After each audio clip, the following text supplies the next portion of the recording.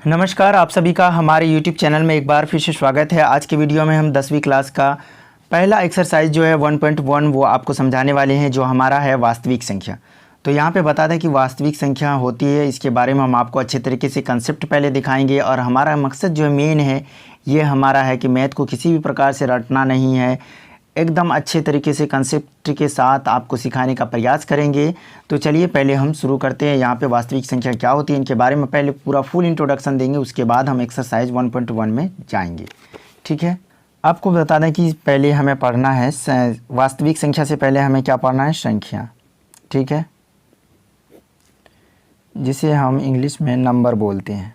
ठीक है, अब संख्याएँ दो प्रकार की होती है। ठीक है, पहला है हमारा वास्तविक संख्या। ठीक है, और दूसरा क्या हो जाएगी, काल्पनिक संख्या। फर्स्ट है हमारा वास्तविक संख्या, दूसरा हो जाएगा काल्पनिक संख्या।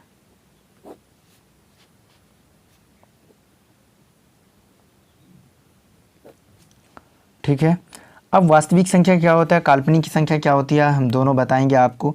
काल्पनिक संख्या वे होती है वे संख्या जिसका कोई अस्तित्व नहीं है।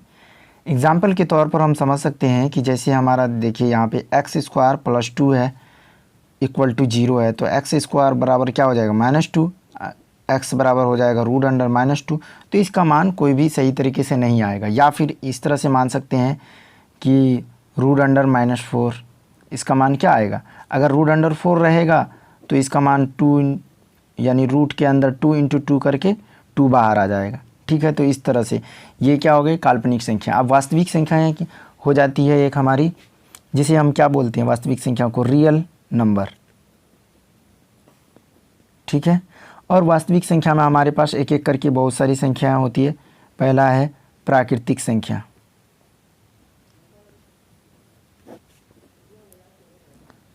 जिसे हम क्या बोलते हैं, नेचुरल नंबर बोलते हैं, जिसको हम n से डिनोट करते हैं। उसके बाद हमारा दूसरा क्या है, पूर्ण संख्या, जिसको हम w से डिनोट करते हैं। उसके बाद है तीसरा मेरा क्या है, पूर्णांक संख्या,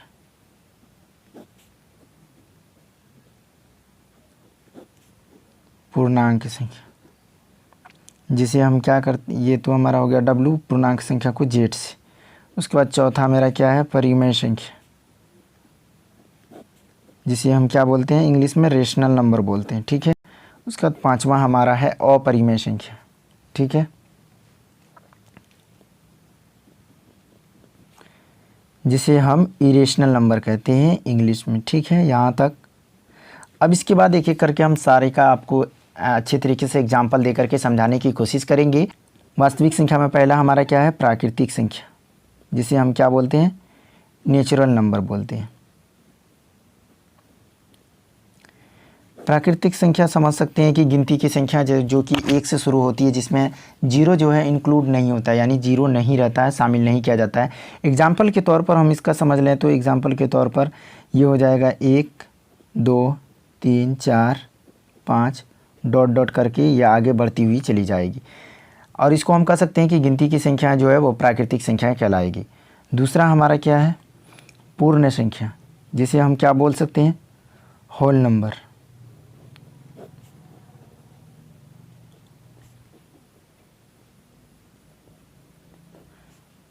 ठीक है, होल नंबर। अब इसमें दोनों प्राकृतिक संख्या और पूर्ण संख्या में अंतर सिर्फ इतना है कि हम प्राकृतिक संख्या में अगर हम 0 को मिला देंगे तो वो हमारा क्या हो जाएगा, पूर्ण संख्या यानी होल नंबर बन जाएगा।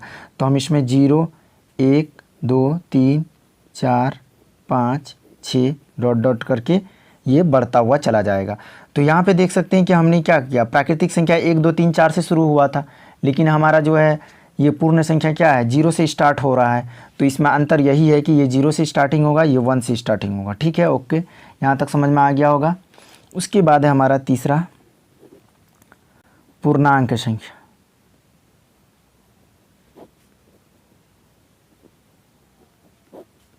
जिसे हम क्या बोलते हैं, इंटीजर नंबर बोलते हैं,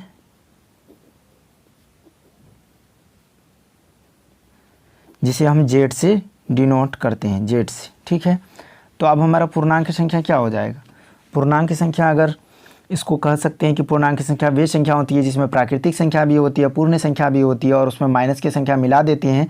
यानी पूर्ण संख्या में अगर हम माइनस का संख्या मिला देते हैं तो हमें पूर्णांक संख्या प्राप्त होती है। जैसे -4, -3, -2, -1, उसके बाद आ जाएगा 0, 1, 2, 3, 4, 5 डॉट डॉट करके ये बढ़ता जाएगा। ये भी इधर हो क्या होगा, बढ़ता जाएगा। ये हमारा क्या हो गया, पूर्णांक संख्या। अब उसके बाद एक हमारा है चौथा नंबर है परिमेय संख्या,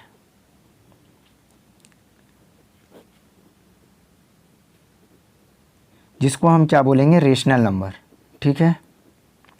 अब परिमेय संख्या होता क्या है? परिमेय संख्या वो संख्या होती है जिसे हम क्या करते हैं, p/q के रूप में लिख सकते हैं, जिसे हम पूर्णांक संख्या कहते हैं, जहाँ पर q का मान 0 न हो, यानी 0 न हो, p तथा q दोनों पूर्णांक हो। परिमेय संख्या यानी रेशनल नंबर वह संख्या जिसे p/q के रूप में लिखा जा सके जहाँ q का मान 0 न हो, परिमेय संख्या कहलाता है, जहाँ p और q दोनों पूर्णांक हो।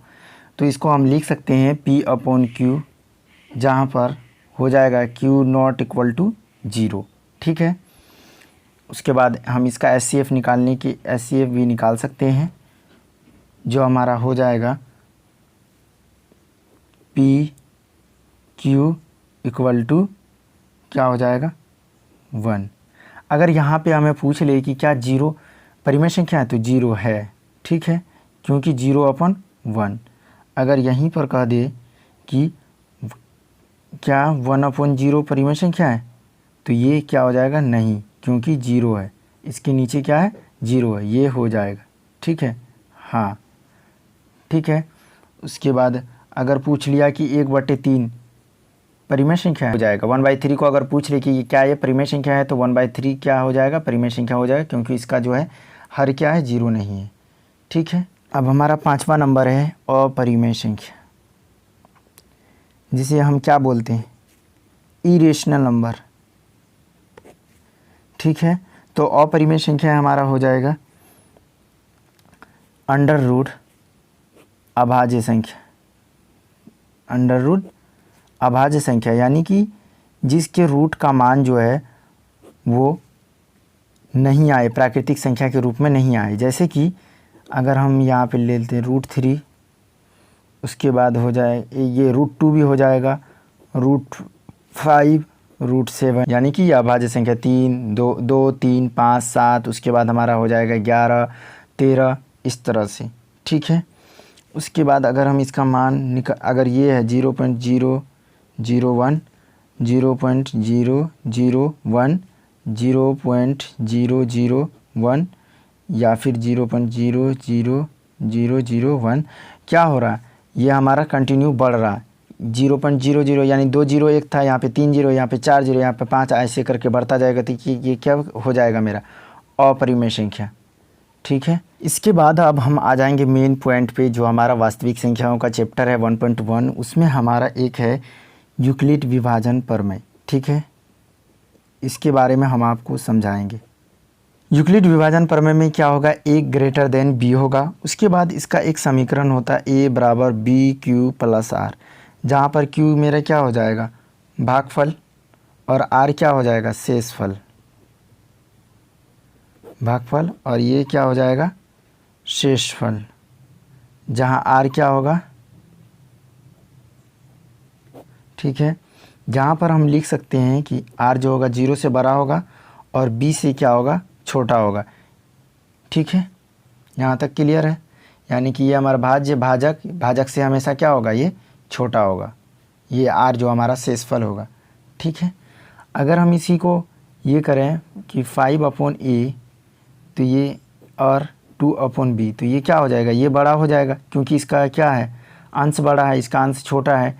हो सकता है कि ये दोनों हर जो समान हो। ठीक है। तो उसके बाद अगर हम इसको पता करना चाहेंगे, अगर हम 2 से 5 में भाग देंगे, 2 दूना 4, 1, तो हमारा क्या है, शेष क्या आ गया, 1, जो कि भाजक से कम है और भागफल से भी कम है। तो इसी तरीके से हम इसको समझेंगे आगे भी। अब यहाँ पे देख रहे हैं कि हमने 2 से भाग दिया, यहाँ पे हमारा भागफल 2 आया है और शेषफल ये आया है। तो इसको अर्थ यूक्लिड विभाजन परिमेय द्वारा हम किस तरह से इसको कर सकते हैं। तो ये 5 है, इसको 2 × 2 × 1, तो ये हमारा क्या है, भागफल, और ये हमारा क्या है, शेषफल। शेषफल अगर हम इसके लेफ़्ट हैंड साइड को अगर हम जोड़ना चाहें यानी सॉल्व करना चाहें तो मेरा क्या आ जाएगा, लेफ़्ट हैंड साइड को, तो ये मेरा क्या हो जाएगा 2 × 2 यानी कि +1, तो ये मेरा क्या हो जाएगा 4 + 1 क्या हो गया इक्वल टू राइट साइड के 5 हो गया, क्योंकि इधर 5 है। तो इस तरह से हम यूक्लिड विभाजन प्रमेय का करेंगे। आगे हम आपको अब एक्सरसाइज पे लेके जाते हैं 1.1 में, ठीक है। तो हमने आपको सभी बातें बता दी है तथा इसका बेसिक्स भी समझा दिया, इंट्रोडक्शन पूरा दे दिया। अब यहाँ पे हम क्वेश्चन करेंगे प्रश्नावली 1.1 का। हमारा क्वेश्चन है निम्नलिखित संख्याओं का एचसीएफ ज्ञात करने के लिए यूक्लिड विभाजन एल्गोरिदम का प्रयोग कीजिए। तो पहला हमारा प्रश्न है 135 और 225। फर्स्ट है हमारा 135 और 225, ठीक है। इसमें क्या है मेरा 225 बड़ा है 135 से, यहाँ पे हम 135 से डिवाइड करेंगे 225 में, ठीक है। इधर हम अब लिख देंगे यूक्लिड विभाजन प्रमेय, ठीक है। ये हमारा क्या हो जाएगा 1 टाइम लगेगा 135, 5 में 5 गया 0, 12 में 3 गया 9, ये कट जाएगा। तो हमारा चरण फर्स्ट चरण या पहला चरण फर्स्ट में हो जाएगा क्या 225 इक्वल टू 135 × 1 + 90। उसके बाद चरण दूसरा, ठीक है। दूसरा चरण में हम क्या करेंगे, ये 90 है, इधर हम 135 को ले लेंगे, तो ये फिर क्या हो जाएगा एक बार में 90, 5 में 0 गया 5, यहाँ बच गया 3 है, 13 में से 9 गया 4। दूसरा चरण मेरा फिर क्या हो जाएगा 135 इक्वल टू 90 × 1 + 45। उसके बाद फिर ये 45 है, यहाँ पे 90, 45 दूना 90, यहाँ पे क्या हुआ शेष मेरा 0। जब तक हमारा शेष 0 नहीं होगा तब तक हम इसमें डिवाइड देते रहेंगे, ठीक है। अब हमारा यह आ गया है चरण तीसरा। चरण तीसरा में क्या हो जाएगा फिर ये 90 हो जाएगा 45 × 2 + 0। तो यहाँ पे अब हम लिखेंगे शेषफल 0 भाजक 45। तो हो जाएगा एचसीएफ लिख देंगे 135 और 225 का क्या हो जाएगा एचसीएफ हो जाएगा 45, ठीक है। देखिए हमारा दूसरा प्रश्न है फिर यहाँ पे 196 और 3822, ठीक है। तो हमारा दूसरा प्रश्न है 196 और 38,220, ठीक है।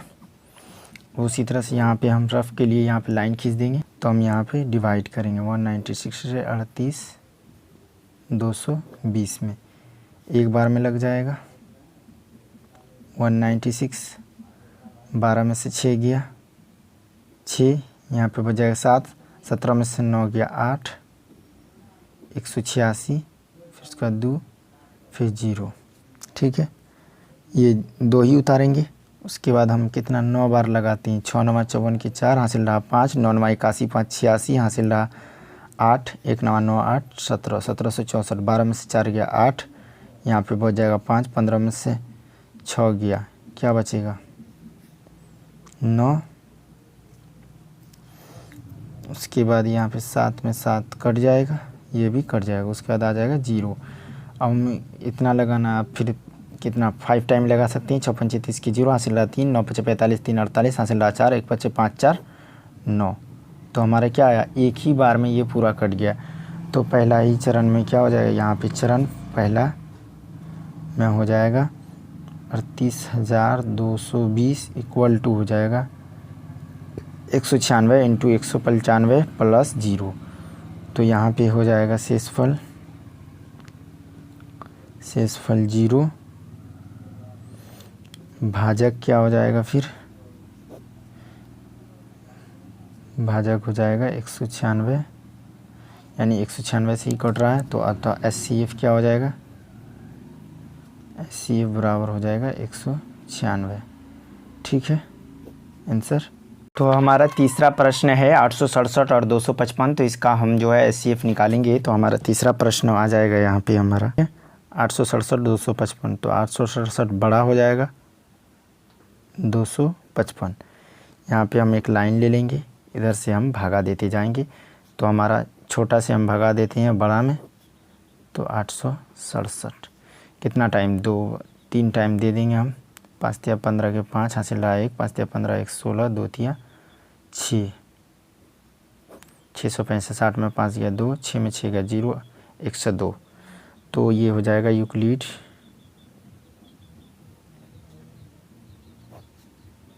विभाजन प्रमेय। ठीक है, यूक्लिड विभाजन प्रमेय। यहाँ पे हम दे देंगे चरण पहला 867 इक्वल टू क्या हो जाएगा 255 इंटू 3 प्लस 102। अब ये 102 है तो ये इधर भागा में फिर आ जाएगा, 2 बार दे देंगे तो 204, 5 में से 4 गया 1, 5 1 5 क्या आ गया 51। तो हम लिख देंगे चरण दूसरा क्या हो जाएगा 255 बराबर हो जाएगा 102 इंटू 2 प्लस 51। अब 51 यहाँ पे है तो 102 इधर आ जाएगा, तो 2 बार में 1 दूना 2, 5 दूना 10। तो चरण मेरा आ जाएगा क्या तीसरा, इसको हम दूसरा तीसरा जैसे भी करके 3 लिख सकते हैं तीसरा चरण। तो ये फिर मेरा आ जाएगा 102 बराबर हो जाएगा 51 इंटू 2 प्लस 0। तो मेरा क्या आ गया शेषफल आ जाएगा 0, भाजक क्या आ गया 51 यानी कि 51। तो मेरा क्या हो जाएगा HCF हो जाएगा क्या, HCF हो जाएगा 51 आंसर। ठीक है, दूसरा नंबर प्रश्न है, दर्शाइए कि कोई भी धनात्मक विषम पूर्णांक 6q1, 6q3, 6q5 के रूप का होता है जहां q कोई पूर्णांक है। तो हमारा दूसरा नंबर प्रश्न है, माना कि a एक विषम पूर्णांक है जो 6 से बड़ा है। ठीक है, अर्थात b बराबर 6। उसके बाद अतः शेषफल r का मान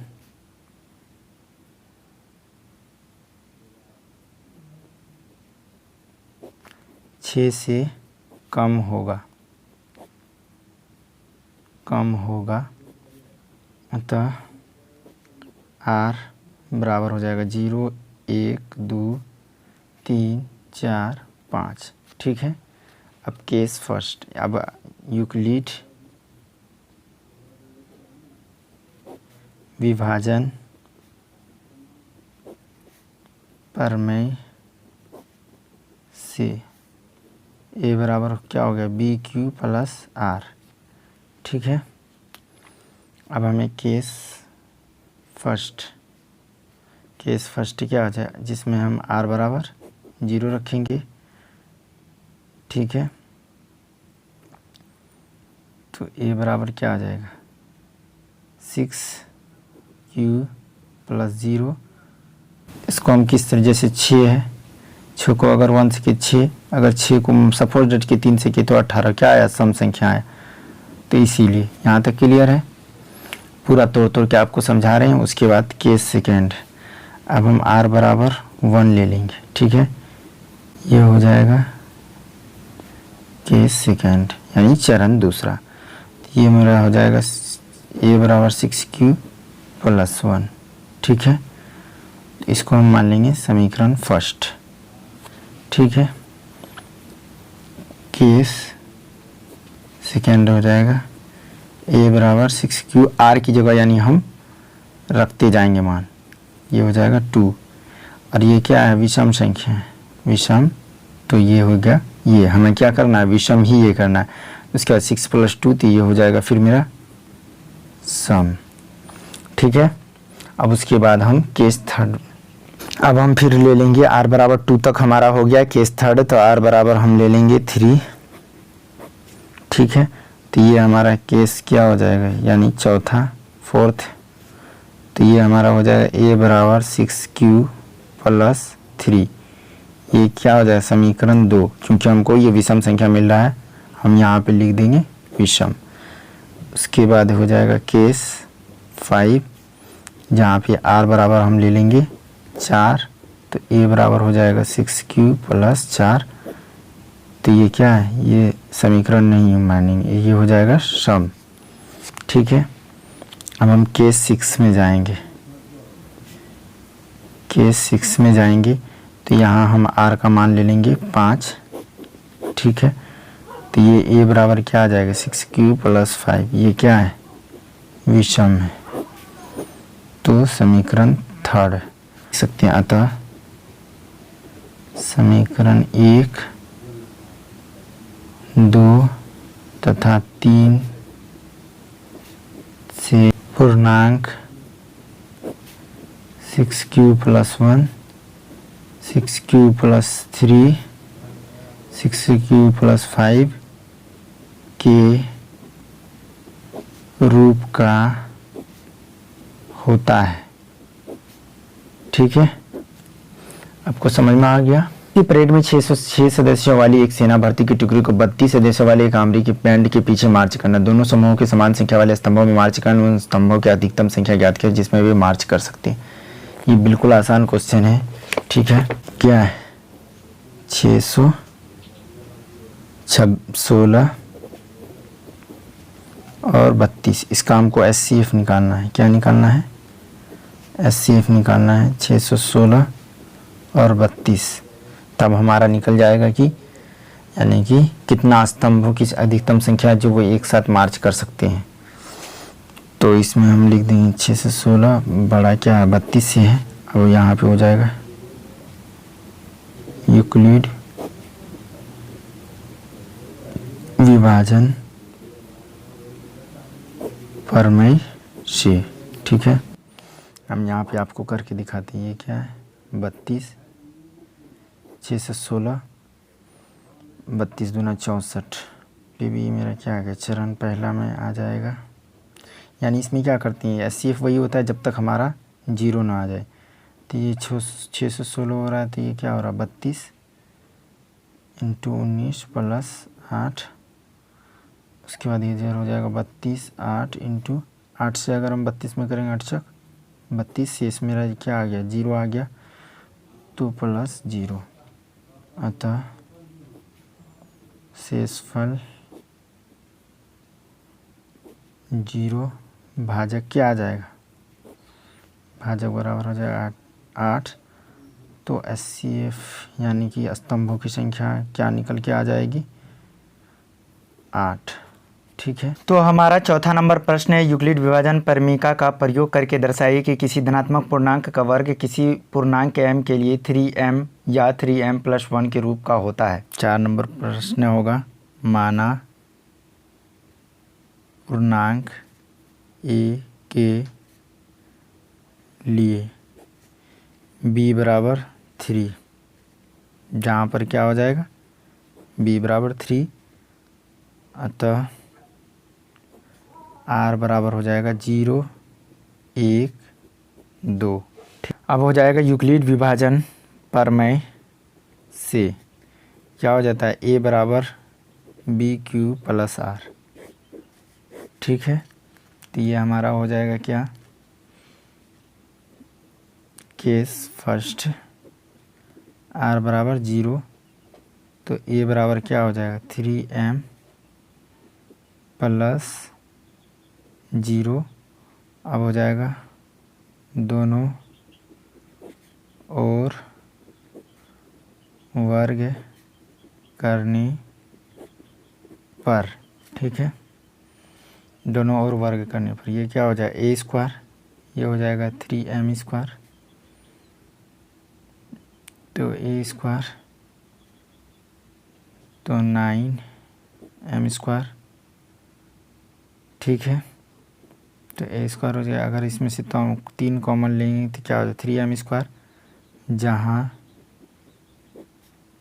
m बराबर m 3m² बराबर m, ठीक है। तो ए स्क्वायर बराबर क्या आ जाएगा 3, इसको हम m मान लिए तो ये हो जाएगा 3m, समीकरण फर्स्ट। केस सेकेंड, इसमें हम r बराबर 1 मान लें, ठीक है। तो ये मेरा क्या हो जाएगा a बराबर 3m+1, फिर कर देंगे दोनों ओर वर्ग करने पर, क्या हो जाएगा a स्क्वायर 3m+1 का स्क्वायर, a स्क्वायर बराबर ये क्या हो जाएगा 3m² प्लस, यानी a square plus b square 1 का स्क्वायर क्या हो जाएगा 1 प्लस 2 इंटू 3m इंटू 1, ये क्या हो जाएगा 9m² प्लस 2 तिया 6, हम 6m को पहले लिख रहे हैं प्लस 1 a स्क्वायर। अब ये दोनों में से हम एक कॉमन ले लेंगे, 3m दोनों में कॉमन है, 3 दोनों में कॉमन है, 3m² 3 तिया 9 प्लस इसमें से कॉमन ले लेंगे 2m प्लस 1, तो इसको हम यहाँ पे m मान लेंगे, क्या मान लेंगे m मान लेंगे ये पूरे को, तो ये हो जाएगा 3m+1 a स्क्वायर बराबर, ठीक है। यहाँ तक केस सेकेंड, इसको हम मान लेंगे समीकरण 2। केस थर्ड, ठीक है, इसमें हम r बराबर क्या मान लेंगे 2, तो ये a बराबर क्या आ जाएगा 3m+2। अब हम फिर कर देंगे दोनों ओर वर्ग करने पर,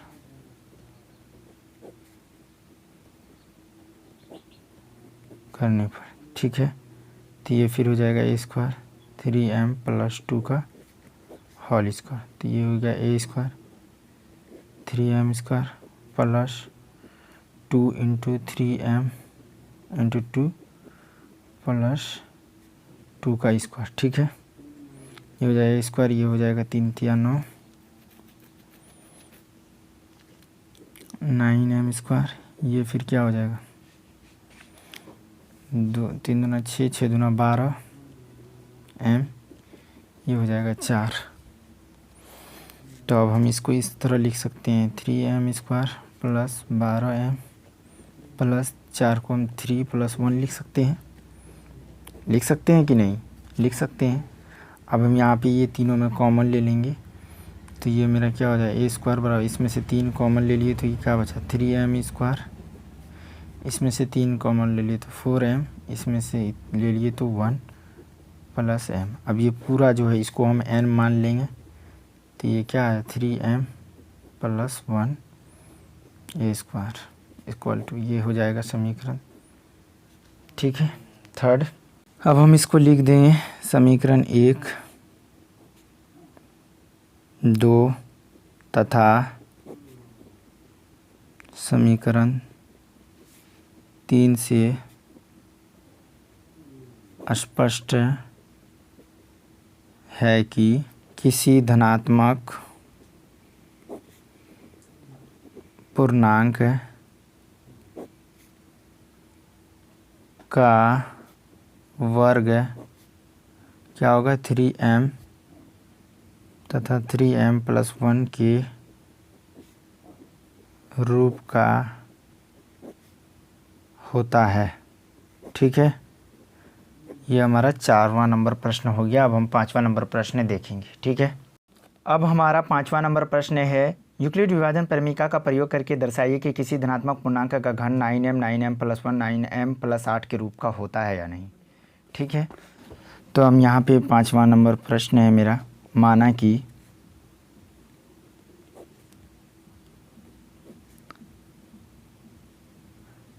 धनात्मक पूर्णांक a है, ठीक है। तो यहाँ पे b बराबर क्या हो 3, अर्थात r बराबर हम मान लेंगे क्या 0, आर क्या हो जाएगा 0 1 2। ठीक है, उसके बाद यूक्लिड विभाजन प्रमेय से, यूक्लिड विभाजन प्रमेय से ए बराबर क्या हो जाएगा बी क्यू प्लस आर। ठीक है,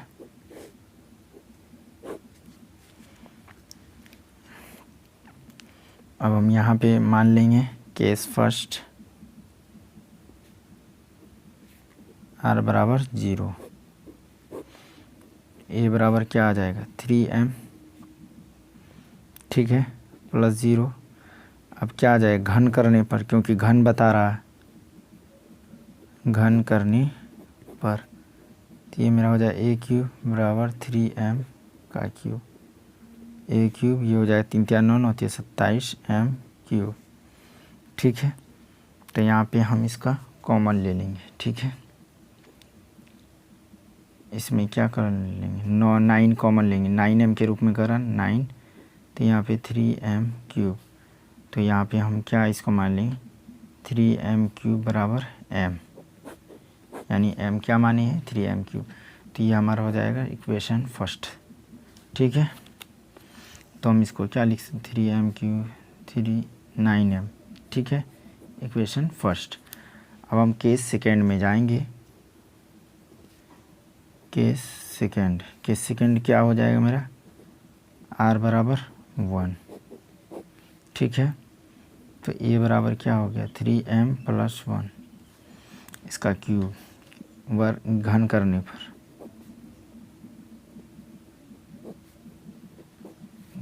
पर, ये हो जाएगा क्या ए क्यूब 3m प्लस 1 का क्यूब, ये मेरा हो गया ए क्यूब, तो यहाँ पे क्या 3m का क्यूब प्लस 1 का क्यूब प्लस 3a स्क्वायर, यानी कि 3m का square into 1 plus 3ab square, 3 into 3m plus 1 का स्क्वायर। ठीक है, ए क्यूब हो गया, ये हो जाएगा क्या 3 3 9 9 27 m क्यूब प्लस 1, ये क्या हो जाएगा 3 3 9 9 तिया, ये 3 3 9 9 तिया फिर 27 m स्क्वायर प्लस 3 3 9 m। ठीक है, अब यहाँ पे हम इसको इसमें कॉमन क्या हो सकता है 9 कॉमन हो सकता है, तो क्या बजाए 3m cube plus 3m square plus m plus 1, ये पूरा को हम क्या मान लेंगे m मान लेंगे, तो यहाँ पे क्या हो जाएगा 9m प्लस 1, यहाँ पे हम कर देंगे जहाँ m बराबर क्या आ जाएगा 3m cube plus 3m square plus m। ठीक है, तो 9m प्लस 1 ए क्यूब बराबर, ये समीकरण क्या आ गया 2। थर्ड r बराबर क्या मानेंगे 2।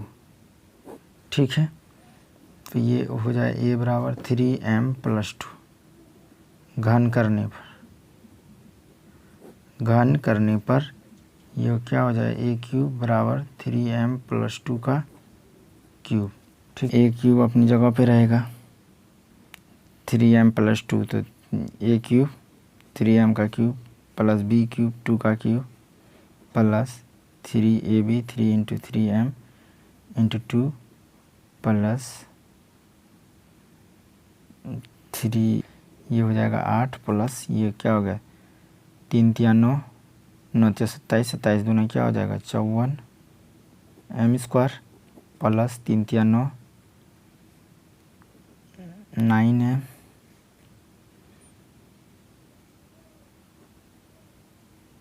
Three A B square 3 3 9 into 4 है, तो ये A cube 9m cube plus 8 plus 54m square plus 9 चौक 36 m। अब इसमें कॉमन, इसको 8 को छोड़ दे तो इसमें कॉमन 9 है, इसमें भी है, इसमें भी है, तो हम इसको क्या लिख सकते हैं, 9 ले लेंगे तो m³ 6m² 4m + 8, इसको हम क्या करेंगे, ये पूरे को m मान लेंगे। ठीक है, तो m मान लेंगे तो क्या हो जाएगा 9m + 8।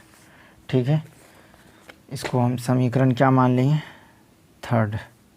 अब मेरा समीकरण क्या कर रहा है, यही कर रहा है ना, 9m + 1 9m + 8 का रूप का होता है कि नहीं। तो हम यहाँ पे लिख देंगे समीकरण 1, 2 तथा समीकरण 3 से स्पष्ट है कि किसी धनात्मक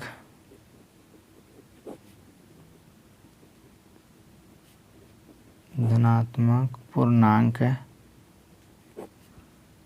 का घन 9m + 1 9m + 8 के